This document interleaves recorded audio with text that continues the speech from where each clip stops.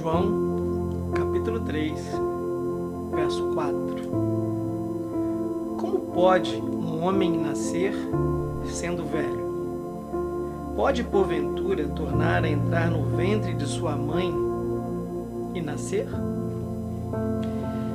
Esse é um fragmento de um texto muito conhecido de nós cristãos. Esse texto que acabei de ler é a pergunta que Nicodemos faz a Jesus no seu encontro que ele tem com o Mestre, após ouvir de Jesus que para fazer parte do reino de Deus é necessário nascer de novo. E essa pergunta ela é curiosa, porque parece que eles estão falando de coisas diferentes, distintas.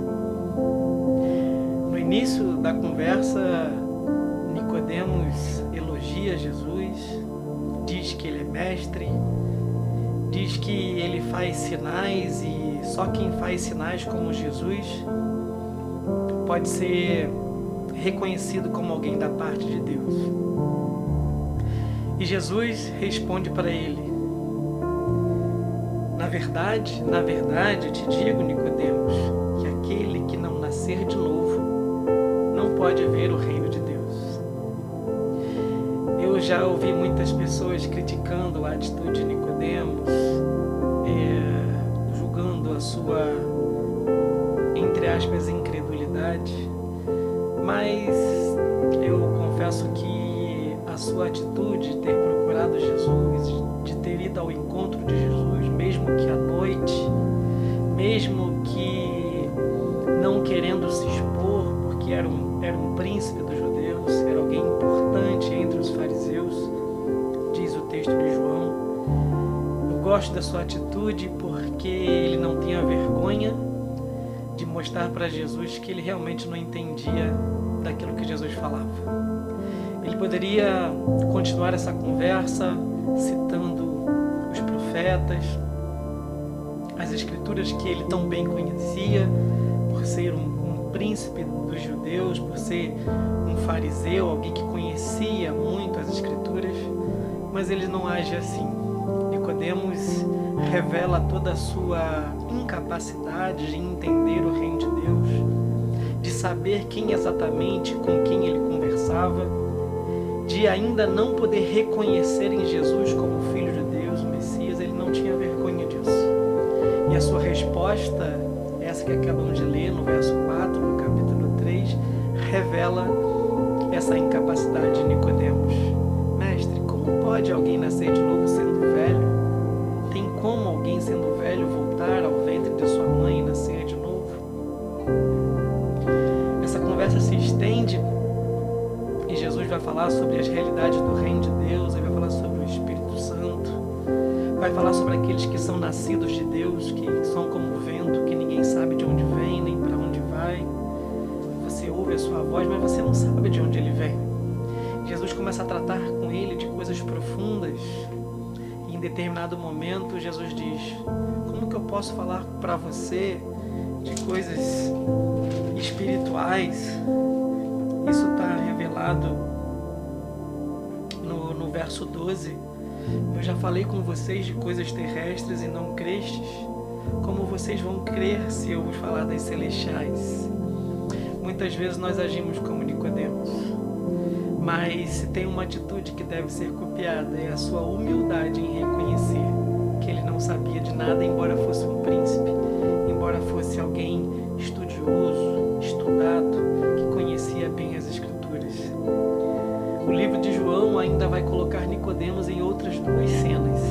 No capítulo 7, quando ele defende Jesus, quando os seus pares, os fariseus, estão ávidos por prender Jesus, ele diz: vocês vão julgá-lo sem antes ouvi-lo? Não é bom que a gente o ouça primeiro para depois condená-lo?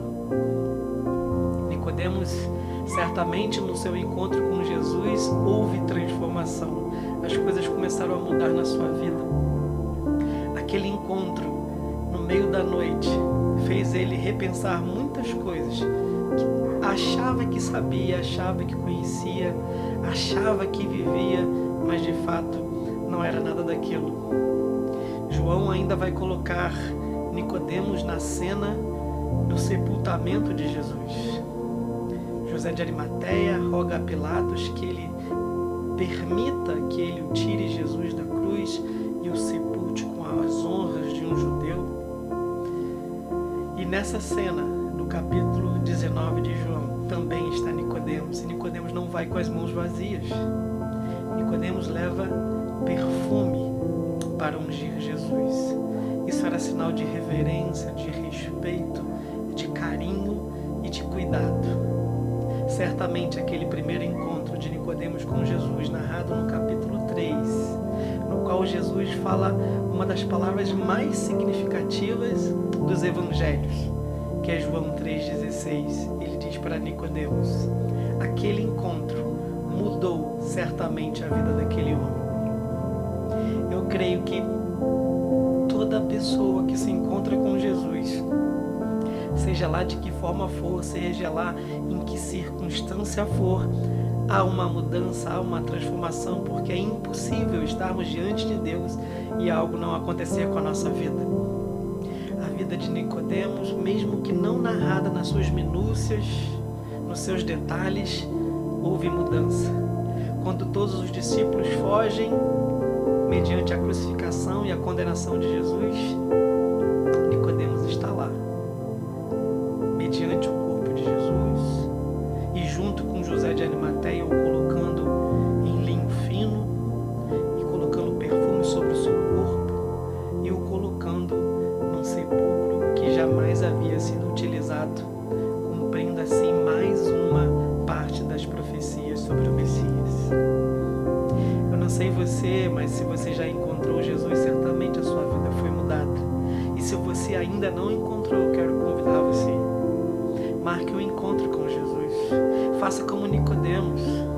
Deixe seu orgulho de lado, deixe sua vaidade de lado. Reconheça que diante dele você não é ninguém, você não é nada.